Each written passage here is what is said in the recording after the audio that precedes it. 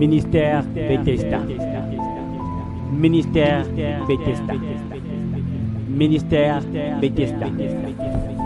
Bien-aimé, j'aimerais parler à un rancunier ce matin et j'aimerais te rappeler quelque chose, mon bien-aimé dans le Seigneur. Lorsque le Seigneur t'apprend les bases de la prière, lorsque nous allons dans le livre de Matthieu au chapitre 6 et que le Seigneur t'enseigne le schéma de la prière, comment est-ce qu'il faut s'adresser à Dieu, quelles sont les choses qu'il faut demander à Dieu, il te donne une précision au verset 14 et il te dit, si vous pardonnez aux hommes leurs offenses, votre Père céleste vous pardonnera aussi. Il y a une chose très importante qu'on doit même enseigner à ses enfants depuis leur bas âge. C'est important à savoir. Parce que être chrétien, ce n'est pas un titre. On n'est pas chrétien que de nom seulement. On est chrétien à cause de nos convictions. On est chrétien à cause de ce que l'on illustre. Et c'est ce que l'on illustre qui fait de nous des chrétiens. Vous voyez, c'est comment on exerce notre foi. C'est ça qui détermine notre chrétienté. Et vous savez, Dieu pardonne à ceux qui pardonnent. C'est une chose qu'on doit enseigner à nos enfants depuis leur bas âge. Dieu pardonne à ceux qui pardonnent. Vous ne pouvez pas être plus rigide que Dieu lui-même. Voyez, vous ne pouvez pas être à l'égard de quelqu'un plus rigide que Dieu ne l'est à votre égard. Il y a des péchés que vous commettez, c'est parce que les gens ne vous voient pas. Si les gens vous voyaient, peut-être vous n'aurez même plus la place que vous avez aujourd'hui. Mais Dieu vous voit du haut de son trône. Il vous voit. Malgré tout, il vous pardonne. Malgré tout, lorsque le soleil se lève, ce soleil-là, vous continuez à en bénéficier des rayons. Vous continuez à recevoir ces rayons ultraviolets. Malgré tout, le souffle gratuit que Dieu donne aux êtres vivants, vous continuez à l'avoir, tandis que certains sont accidentés, tandis que d'autres sont allongés à la morgue. Mais vous continuez à avoir le souffle gratuit, alors que vous commettez de fois des choses ignobles. Il y a des personnes qui ont commis des choses si on les exposait. Il y a même des gens qui ont des titres. Il y a même des prophètes, entre guillemets. Il y a même des personnes qui sont vues aux yeux des gens comme des modèles, mais qui font des choses qui ne sont pas normales. Et Dieu voit ces choses-là. Mais vous, ce que les autres font, lorsque vous voyez cela, vous apportez un jugement terrible et vous refusez d'adresser la parole ou de pardonner à ces gens-là. Il y a des gens qui ont été trahis et qui ne parlent plus à ces personnes-là qui les ont trahis. Mais est-ce que vous savez le nombre de fois où vous avez trahi Dieu, mais que Dieu continue à vous parler dans les songes? Est-ce que vous savez le nombre de fois où vous avez trahi Dieu? Vous avez fait quelque chose qui a conduit quelqu'un vers un trou, qui a rapproché quelqu'un du lac de feu, mais que Dieu malgré tout continue à vous bénir avec un travail, que Dieu malgré tout continue à vous donner une bonne santé, Dieu malgré tout continue à permettre que vos projets se réalisent comme vous le souhaitez. Il y a ici quelqu'un qui ne parle plus à quelqu'un, peut-être à un ami, à un parent, à un ex-conjoint, à un collaborateur. Vous devez écouter cette parole, bien-aimé. Cette parole est pour vous. Marc chapitre 11, verset 25. Et lorsque vous êtes debout, faisant votre prière, si vous avez quelque chose contre quelqu'un, pardonnez. C'est-à-dire qu'on dit, si vous avez quelque chose, c'est-à-dire dans votre cœur, vous avez une rancune, dans votre cœur, vous avez quelque chose contre quelqu'un. Quand vous priez, c'est-à-dire quand vous vous apprêtez à prier, vous avez quelque chose contre quelqu'un. Le Seigneur Jésus vous dit au verset 25, pardonnez, afin que votre Père qui est dans les cieux vous pardonne aussi vos offenses. Le secret de l'exaucement, c'est la sanctification. Et le contraire de la sanctification, c'est ou encore ce qui emmène, ce qui efface ou ce qui combat la sanctification, ce sont nos péchés. Si Dieu ne vous pardonne pas, vous ne serez pas exaucé. Mais si Dieu vous pardonne, parce que vous pardonnez aux autres, alors votre prière sera efficace. Elle rentrera dans le lot des prières du juste, de celles que Dieu définit comme la prière du juste. Vous voyez? Donc si quelqu'un vous a fait du mal et que vous êtes en train de prier ou que vous vous apprêtez à prier, Dieu vous dit, avant de continuer, pardonnez d'abord à cette personne. Vous voyez, la recommandation, elle est simple. Il n'y a pas de débat. Il dit, pardonnez d'abord à cette personne afin que Dieu aussi vous pardonne. Parce que vous qui vous rapprochez de Dieu, vous également, il y a des choses que Dieu vous reproche. Vous voyez, vous n'êtes pas saint. Vous n'avez pas été fait dans un arbre. Vous êtes fait de chair et de sang comme la personne à qui vous en voulez. Autant cette personne a des comptes à rendre à Dieu, autant vous en avez aussi. Donc il dit que quand quelqu'un vous a fait du mal, vous devez pardonner à cette personne. Et pire, lorsque vous vous apprêtez à prier, et là je pense là à toutes les personnes qui ne s'adressent pas à la parole mutuellement. Parfois ce sont des frères et des sœurs dans la même maison, ou encore qui appartiennent à la même famille, qui ne se parlent pas, mais quand même qui vont à la prière. tu ne parles pas à ton frère, tu ne parles pas à ta soeur, mais quand même tu vas à la veille de prière, quand même le dimanche tu vas dire Alléluia, tu vas adorer, tu vas célébrer Dieu. Tu es en train de perdre du temps à ta propre vie, parce qu'il y a des choses que tu aurais pu obtenir qui ne sont pas aujourd'hui déployées dans ta vie. Toi tu ne sais pas, tu te dis que tu es injuste, mais si tu pouvais entendre Dieu, Dieu t'expliquerait que le problème vient de ta rancune. Le problème vient de ton manque de pardon. Ce n'est pas de Dieu, bien-aimé. Donc j'aimerais dire à un rancunier ce matin, j'aimerais te dire que tant que tu seras rancunier et que tu ne pardonneras pas aux autres, dans la liste des prières à exaucer prioritairement, votre nom sera toujours en bas de cette liste, aux yeux de Dieu. Dans la liste d'exaucement que Dieu tient, des personnes à qui Dieu doit accorder ce qu'elles demandent, votre nom sera toujours en bas. Parce que vous êtes le représentant de Dieu. Les choses que Dieu illustre, vous êtes appelés à les illustrer. L'amour que Dieu illustre à votre égard, la miséricorde. Vous voyez, la miséricorde, c'est là où il faut sanctionner, mais que lui, il refuse de sanctionner. Mais on vous dit que lui, il est comme ça, Dieu est comme ça. Et Dieu dit que vous devez être comme lui. Il dit, vous devez pardonner à vos frères. Vous voyez, non? Vous devez pardonner à vos frères. Et la Bible dit dans Luc chapitre 17, au verset 3, prenez garde à vous-même. Si ton frère a péché, reprends-le. C'est-à-dire, il vaut mieux faire une remarque vive à la personne qui a commis un péché ou à la personne qui s'est mal conduite à ton égard, à la personne qui s'est mal comportée à ton égard. Vaut mieux lui faire une remarque vive que de garder cela au fond de ton cœur et d'arrêter de lui parler. Et il dit, si ton frère a péché, reprends-le. C'est-à-dire, fais-lui une remarque. Et s'il se répand, pardonne-lui.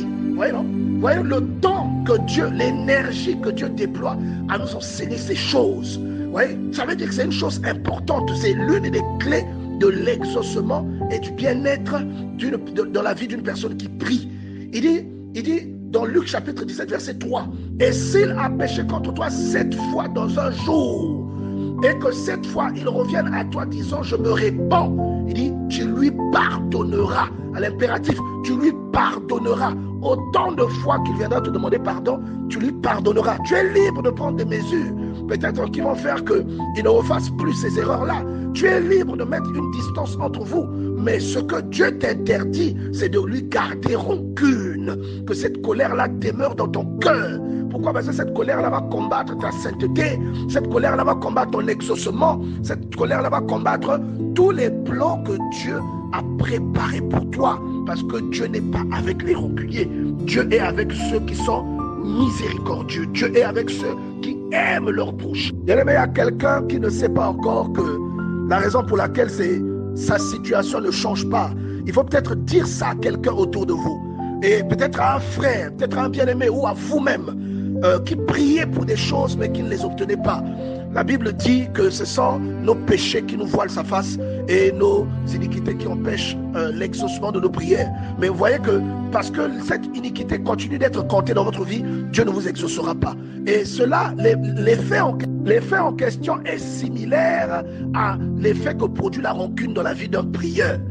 Parce que lorsque vous priez et que vous êtes quelqu'un de rancunier, cette prière-là met quelque chose d'opaque autour de vous. Vous bloquez vous-même l'exaucement de votre prière parce que vous ne pardonnez pas aux autres.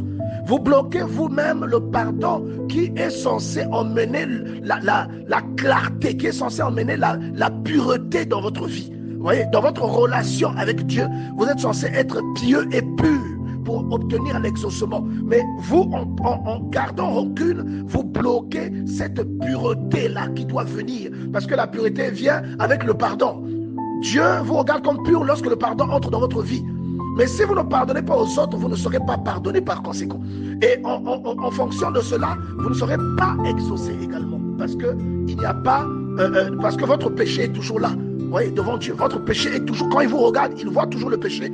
Pourquoi voit-il le péché? Parce qu'il n'arrive pas à vous pardonner. Pourquoi n'arrive-t-il pas à vous pardonner? Parce que vous bloquez cet accès. Vous lui bloquez l'accès au pardon. Et comment lui bloquez-vous l'accès au pardon?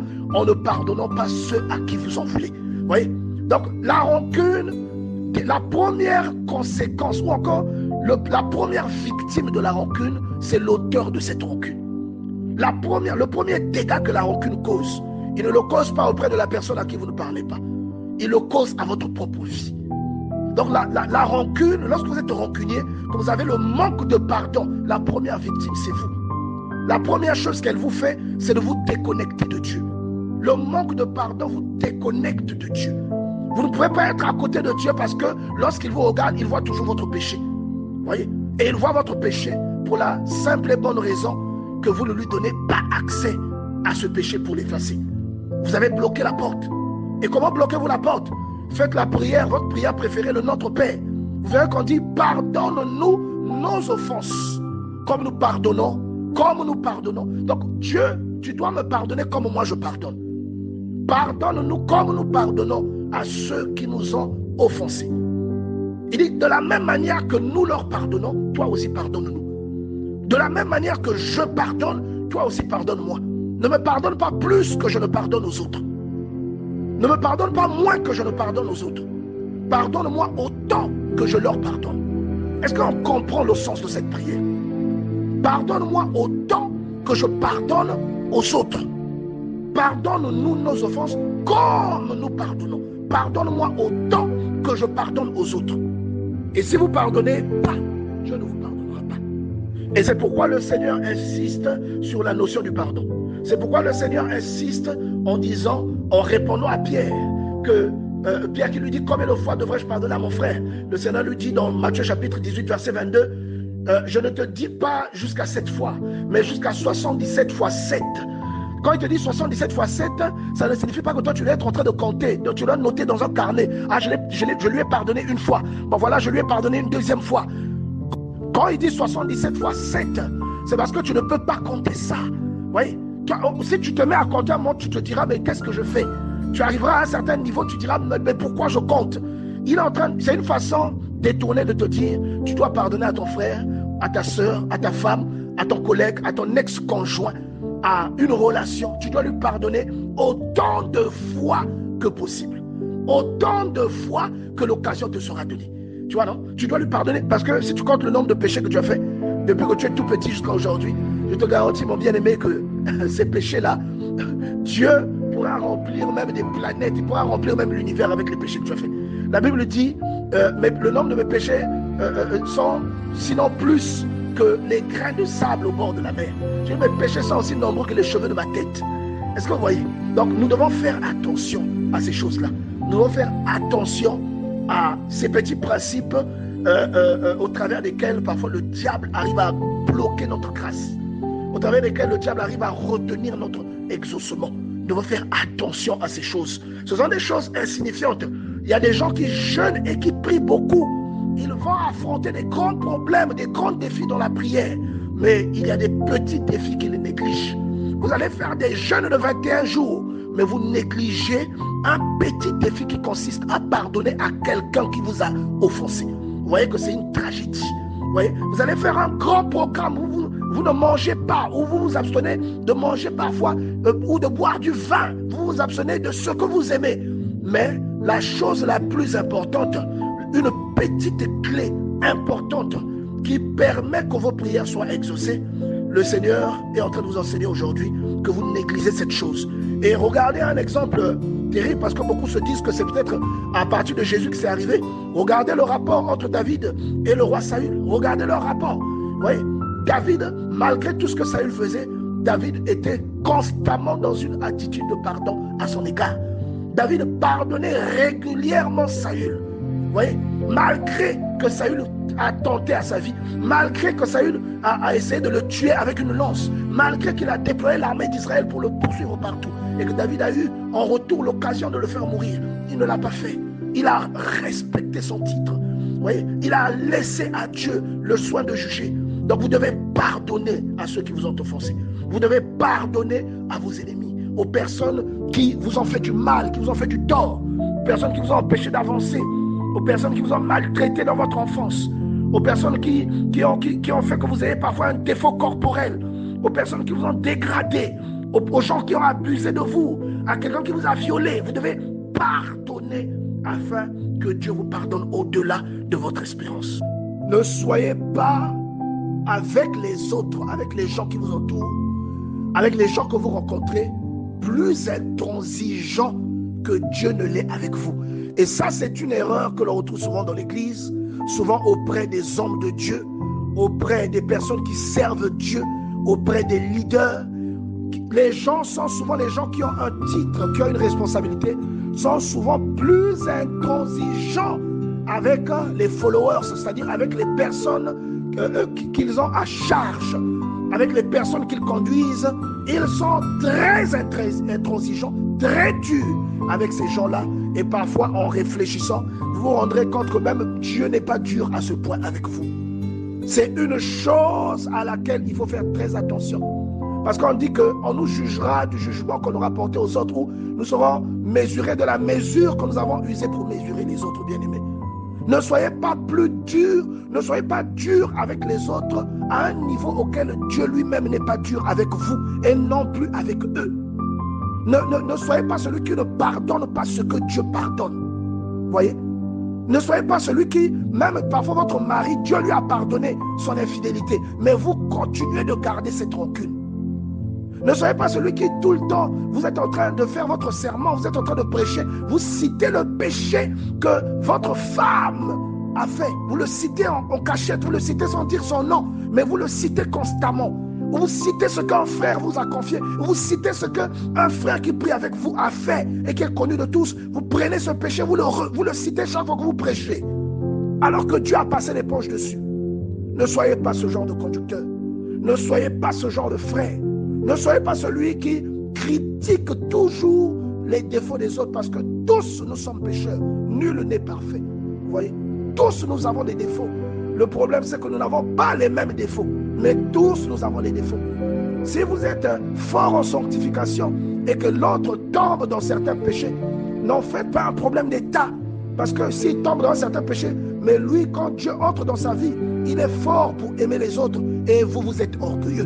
Vous voyez? Donc vous n'aurez pas les mêmes choses que les autres. Nous avons tous des points faibles, nous avons tous des péchés. Ne retenons pas la faute là où parfois Dieu la laisse aller.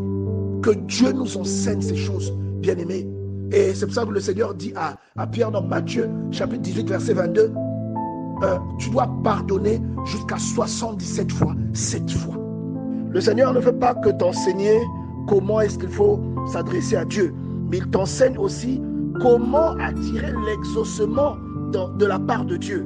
Pourquoi? Parce que beaucoup de gens prient. Dans le cœur de certaines personnes, la prière est peut-être arrivée au niveau de Dieu et que Dieu a accordé l'exaucement, ce qui est complètement faux.